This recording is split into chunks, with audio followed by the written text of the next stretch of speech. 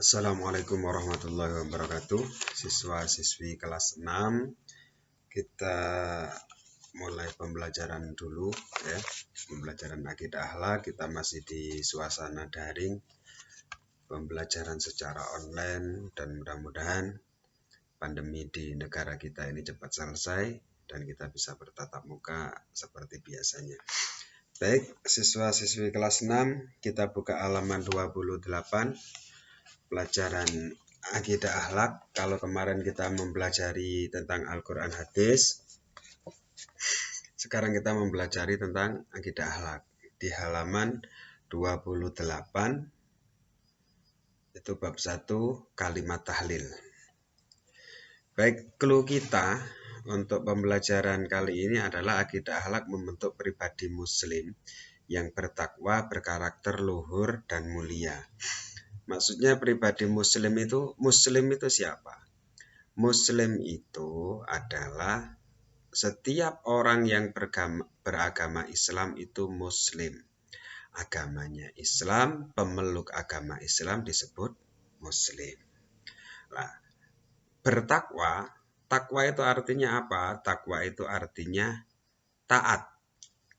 Taat pada siapa? Taat pada Allah, taat pada aturan Allah, taat pada perintah Allah, dan taat dengan larangan-larangan Allah. Berkarakter. Karakter itu adalah ciri khas. Ciri khas seseorang itu namanya karakter. Misalkan ada orang yang karakternya pemarah, berarti ya emosian meniku. Ada orang yang berkarakter sopan, lemah lembut, santun. Ada orang yang berkarakter sak jeplake, ada kan. Nah, itu namanya karakter. Karakter itu adalah watak. Nah, dari pembelajaran akidah akhlak ini yang mau dibentuk dari siswa adalah watak yang baik, yang jelas. Luhur itu tinggi, berakhlak tinggi. Mulia itu yang mulia. Baik, akidah memiliki makna dasar pokok kepercayaan atau keyakinan seorang muslim yang bersumber dari ajaran Islam yang wajib dipegangi oleh setiap muslim. Kata akidah itu adalah keyakinan atau keimanan seseorang. Artinya akidah itu ikatan. Maksudnya ikatan apa? Ikatan antara manusia dengan Allah. Akidah itu artinya ikatan antara manusia dengan Allah. Ikatannya manusia dengan Allah itu apa? Ya, kita sebagai muslim, sebagai orang Islam, ikatan kita itulah asyhadu alla ilaha illallah wa asyhadu anna muhammadar rasulullah. Syahadat. Dengan kalimat syahadat tadi, kita mengakui bahwa Allah itu adalah Tuhan dan Nabi Muhammad adalah Nabi. Nah, pembelajaran dari kalimat syahadat itu apa sekarang? Sekarang kita belajar tentang kalimat tahlil. Anak-anak, mungkin kalian kalau ada orang mengatakan tahlilan, sampean ingat adalah kumpulan. Kumpulan setiap malam Jumat atau setiap ada orang meninggal itu tahlilan. Kalau yang di kumpulan, di tahlil itu, kan biasanya yang dibaca apa? Yasin. Terus ada kalimat tasbih subhanallah itu. Ada Al-Fatihah. Tapi kalau merujuk dalam pelajaran ini, tahlil itu adalah kalimat la ilaha illallah. Itu kalimat tahlil. Zaman ingat-ingat, kalimat tahlil bunyinya adalah la ilaha illallah. Kalau tasbih itu subhanallah. Kalau alhamdulillah disebut dengan kalimat hamdalah. Inna lillahi wa inna ilaihi raji'un disebut istirja. Kalimat istirja atau tarji. Istirja atau tarji. Inna lillahi wa inna ilaihi raji'un itu disebut kalimat tarji. Terus ada Allahu Akbar. Allahu Akbar itu disebut kalimat takbir. takbir. Ingat ya, diulang video saya nanti. Yang kita pelajari adalah kalimat tahlil. Tahlil la ilaha illallah itu adalah kalimat tahlil. Allah adalah khalik, artinya pencipta. Maksudnya khalik itu adalah pencipta. Sang khalik, sang pencipta. Menciptakan apa? Dia menciptakan semuanya. Allah itu menciptakan semuanya. Berarti selain Allah itu adalah makhluk. Dan makhluk itu disebut apa? Makhluk itu artinya sesuatu yang diciptakan itu makhluk. Berarti di alam raya ini selain Allah disebut makhluk. Baik makhluk hidup atau makhluk mati, ya yang penting makhluk. Pokok sesuatu yang disebut diciptakan oleh Allah itu adalah makhluk. Contohnya matahari, langit, dan lain sebagainya. Itu disebut makhluk. Karena penciptanya cuma satu. Siapa? Allah. Allah juga bersifat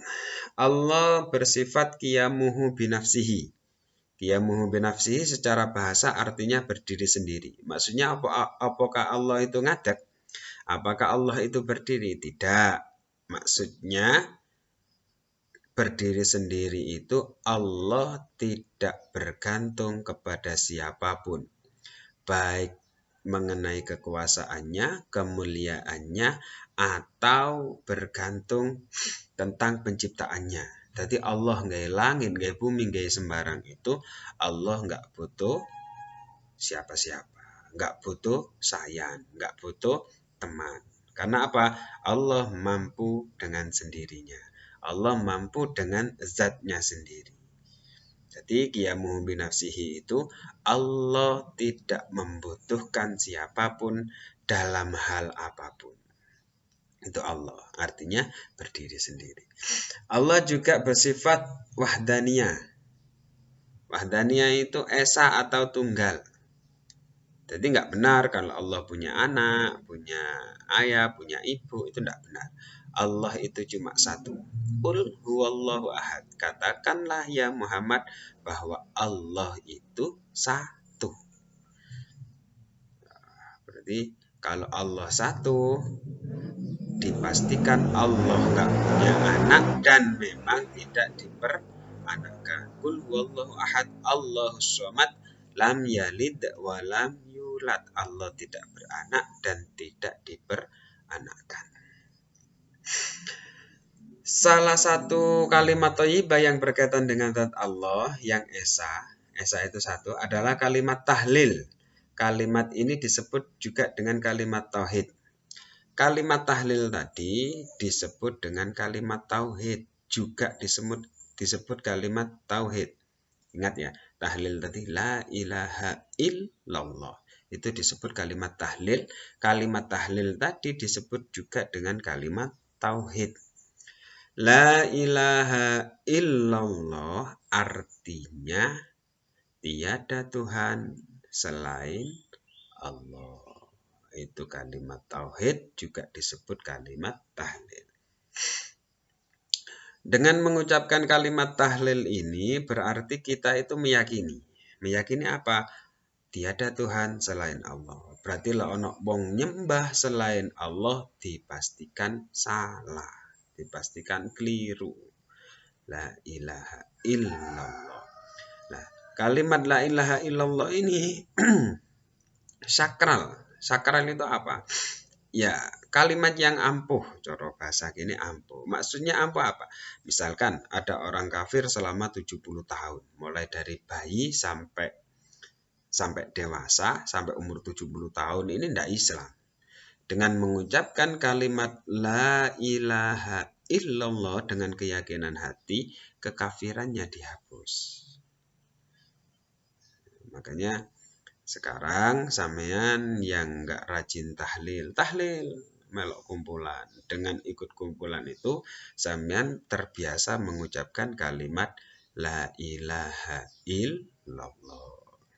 Tiada Tuhan selain Allah. Dihayati, Dihayati apa? Diresapi. Kalau misalkan mengucapkan la ilaha illallah, di hatinya kita bunyikan tiada Tuhan selain Allah. La ilaha illallah, tiada Tuhan selain Allah.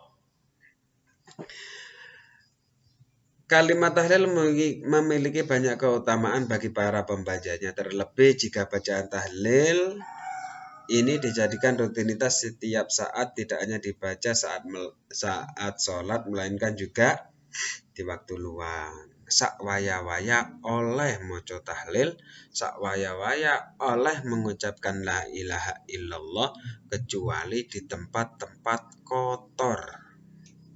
Tempat kotor misalkan di mana? Di kandang. Oke, celetongi gak oleh ngomong la ilaha illallah. Dek jeding gak oleh ngomong no la ilaha illallah. Dek WC juga gak oleh ngomong no la ilaha illallah. Kenapa? Karena ini adalah kalimat yang mulia. Gak pantas kalimat yang mulia itu diucapkan di tempat yang tidak mulia, di tempat yang kotor. Misalkan di lain tempat yang suci, bersih, ya enggak apa-apa.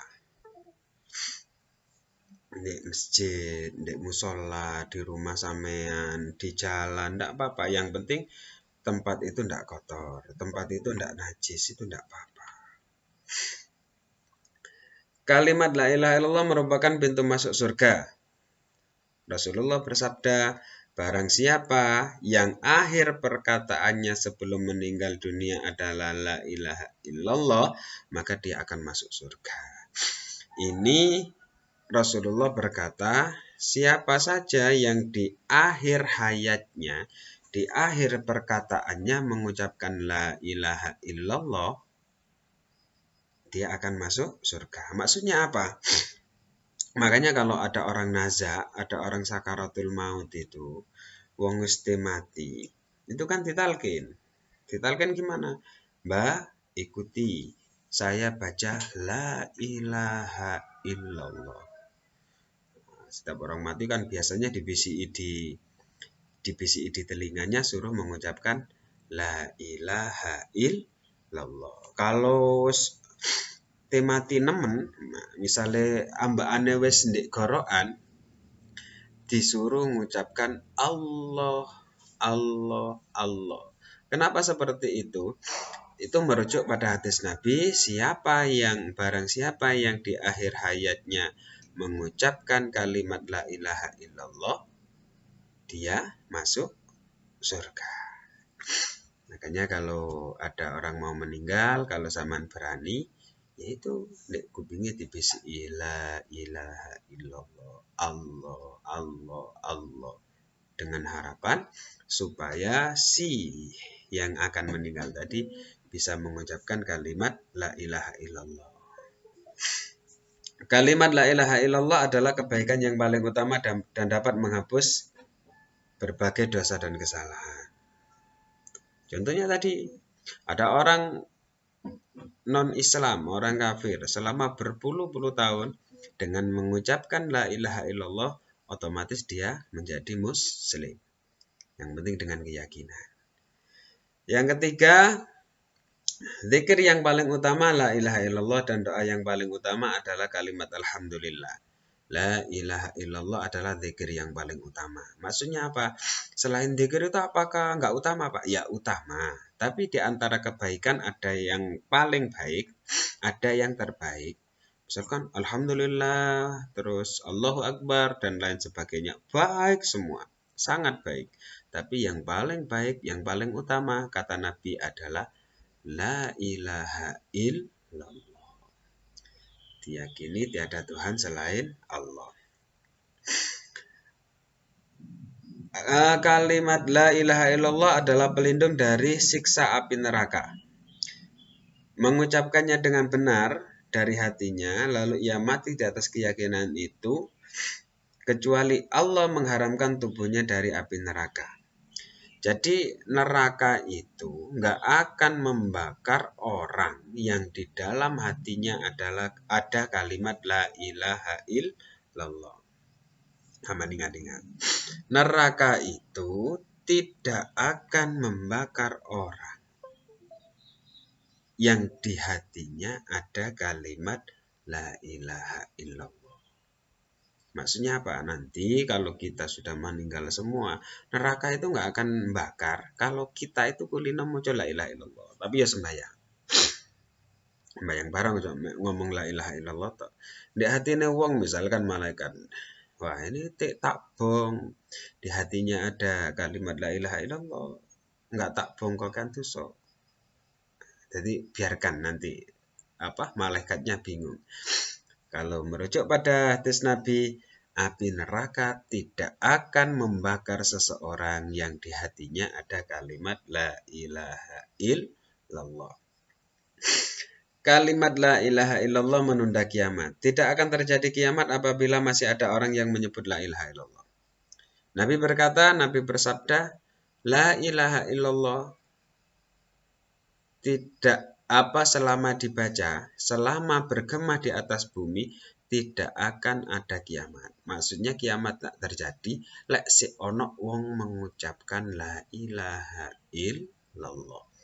Si adzan, si tahlil, kegiatan keagamaan si jalan, insya Allah kiamat masih belum terjadi. Nah, itu tadi keterangan singkat dari pembelajaran akidah akhlak kelas 2. Kalian rangkum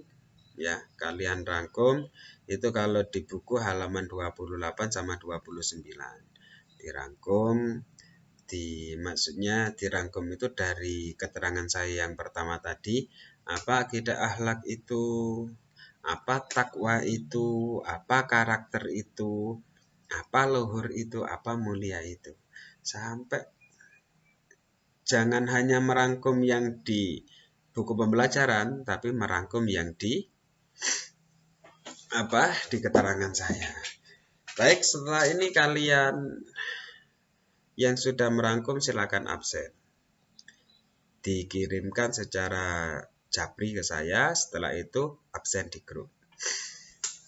Baik anak-anak, saya selesaikan dulu untuk pembelajaran kali ini. Mudah-mudahan kita berdoa Indonesia kembali sehat, Indonesia kembali waras lagi, dan pandemi ini segera berakhir, dan kita bisa kembali bertatap muka, mengajar secara langsung, belajar mengajar secara langsung.